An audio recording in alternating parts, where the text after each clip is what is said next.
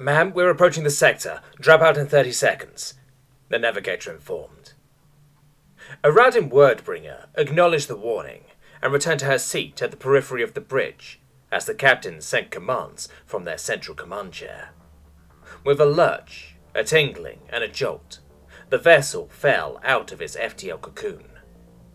In front of the viewport shone a single, unassuming star, outlining what seemed to be a typical stone world and a single moon. All hands prepare for approach. Take us in nice and slow. I want all scanners on maximum, the captain ordered. He was old, grizzled, and used to serve in the Union Navy, the perfect commander for a ship on the first contact mission into a remote arm of the galaxy. The Union Council had approved this mission on a shoestring budget. Not that they had all that much left over with the ongoing integration reforms, but through a lot of favours and a heavy dose of her own funds going to the cause, Radin had managed to secure a green light for this mission. Now that she was there, she stared intensely at the stone world. Was it what she had hoped for? Only time would tell at this point. Sir, readings are off the scale. We're being bombarded by electromagnetics. One of the comm officers snapped Eridan out of her thoughts with their announcement. Natural radiation? The captain asked, before sending the order to adjust the energy shielding. Negative. It appears to be two different targeted waves. One of constant frequency varied amplitude, one with varied frequency within a range and constant amplitude, the officer reported. Before they'd even finished, an alert from the science bay below the bridge appeared before the captain. Eggheads claim it's comm traffic. Decode it, he ordered.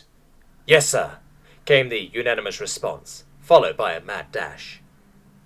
Eridan didn't notice the panicked state. She was sitting there ecstatic, her breath flaps vibrating with excitement.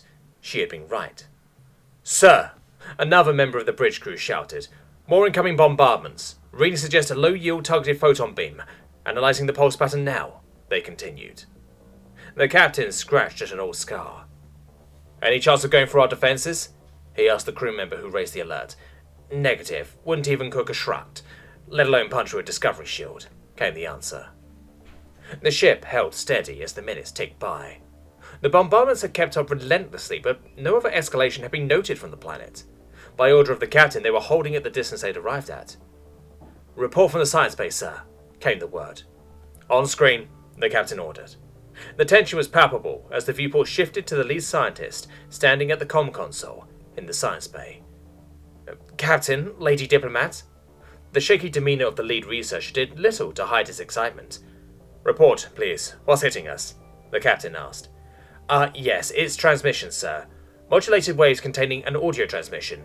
We've managed to integrate it with the translators, the lead said with a giddy tone. A reader reminded herself that there had been mentions of technologies like these early in the technological development of the Union.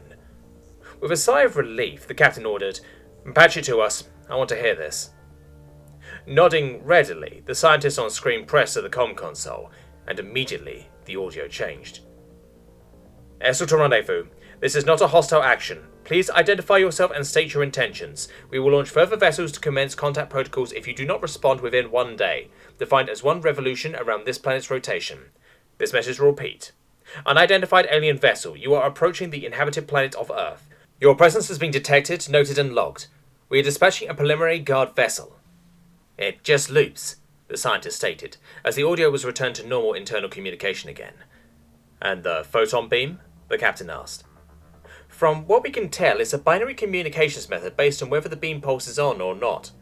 Decoding it has taken longer, but we're beginning to see a pattern very similar to the one in the wave messages, the scientist answered. Despite the lack of courtesy in doing so, Radin stood up and asked, Can you send a response message? Yes, Lady Diplomat. We've pinpointed the artificial structure sending these signals and think we know where to aim for a response, was the answer given to her. With your permission, Captain, I would like to send a response myself, she said, looking at the veteran with hope in her eyes. Granted, he said. This is where your mission begins. I rule the ship, you rule the words. He shrugged pragmatically. Thank you, sir. Radin turned to the bridge door and headed for the science bay. Later, she and the science crew had devised their message and were ready to transmit. Ready? Radin asked. Yes, Lady Diplomat. The giddy scientist hovered their hand over the button that would initiate contact. "Send it," she told them. "Dear inhabitants, this is a diplomatic vessel of the Jollet Union. We have no hostile intent. We have arrived on a diplomatic first contact mission. This message will repeat until it is confirmed to have been received." Eradin felt a shudder through her bones as the first loop of the message was played back to them. It was a momentous time. It wasn't the first contact, but it was the first time the Union was able to be the initiators. Eradin knew she would be remembered for this. With the message sent out towards Earth, Eradin decided to rest up. She had been on edge since before the ship had even gotten close to the system, and now she was feeling very tired. Retiring to her quarters, she began changing from her official uniform to looser garments, ones that would allow her to rest more comfortably. She did not get to rest long, however, as half an hour later the general alarm sounded. "All hands to stations! All hands to stations!" With muttered profanities, the diplomat stumbled into something presentable and made her way to the bridge of the ship. "Sitrep?"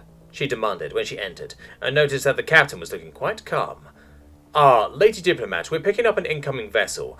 Unknown make, but it seems to have headed out from their moon," the captain replied, so far unrattled by the situation.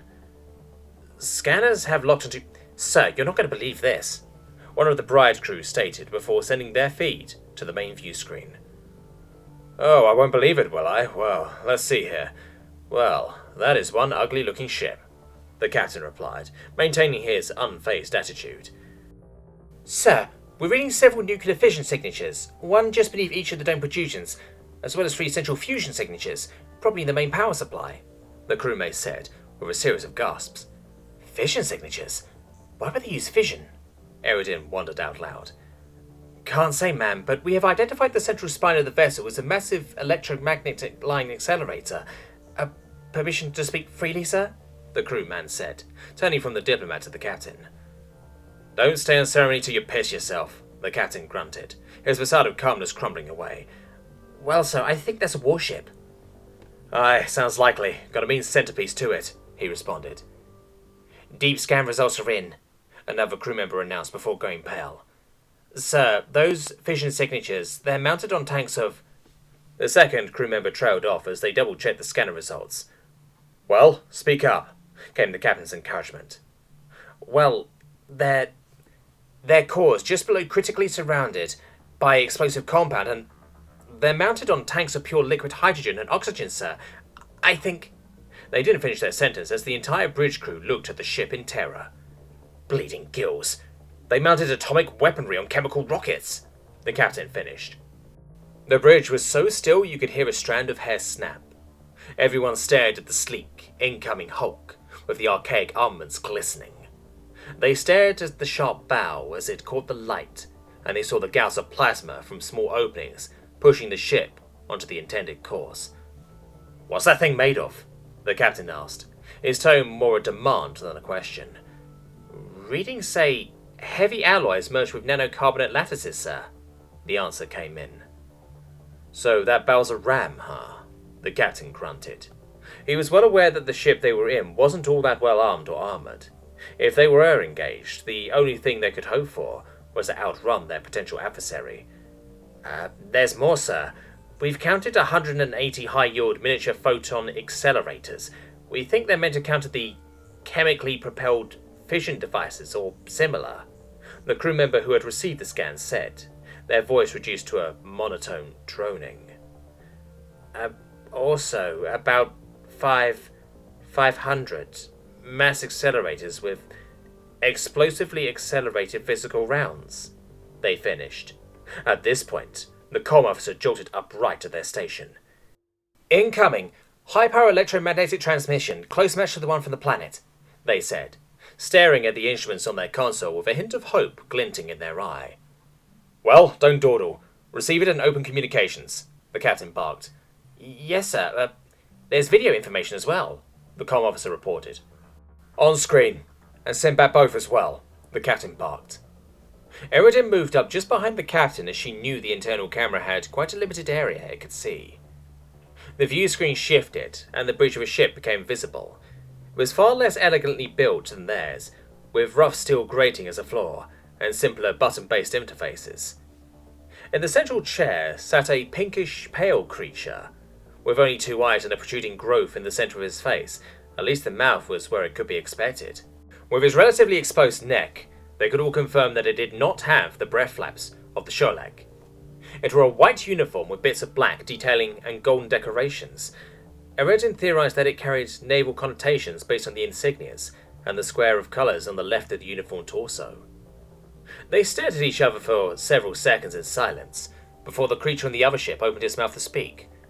"Greetings. This is Captain George Clive of the Earth Fleet," it said through the translation the scientist had built. Erick stepped forward and placed her right palm above her left elbow, stretched out her left hand palm upwards, and touched her forehead against the right arm, a gesture that had been taught to her before she could even fully speak. "Greetings, Captain. This speaker is Erick Wordbringer, stemming from the Sholek Union, and arriving here as a diplomatic gesture to establish good relations with the Sapiens in this system," she said, having rehearsed her words ever since the journey had been approved, and she was still surprised at saying them. "I see. A momentous day it is," Captain George said, as someone stepped into the camera and handed him an electronic slate that he took with a nod. "Captain, if I may ask, what is your intention when greeting us with a ship such as yours? It's not to be crude so early in the discussions, but it brings across a quite intimidating visage," Erick said, keeping the tone of her voice as smooth as she could. "Well, quite frankly, this is not a diplomatic ship, but I guess this can be the first thing you get to know about us humans. We're very careful with things that show up unexplained. My mission was not to engage your ship, just keep an eye on it in case you were, well, dubious," George said with an honest voice. He struck Erick as a fundamentally pragmatic spirit, and that in his honest answer he wanted to show that they could be trusted. "Captain, are you saying that your ship is intended to scare others who can notice your armament?" she said. "Yeah, that's roughly the intention," he said with a strange guttural bouncing sound, while the corners of his mouth twisted upwards. "This," Erick said, absolutely dumbfounded by this new species. "This makes me think you will be a very interesting species to interact with."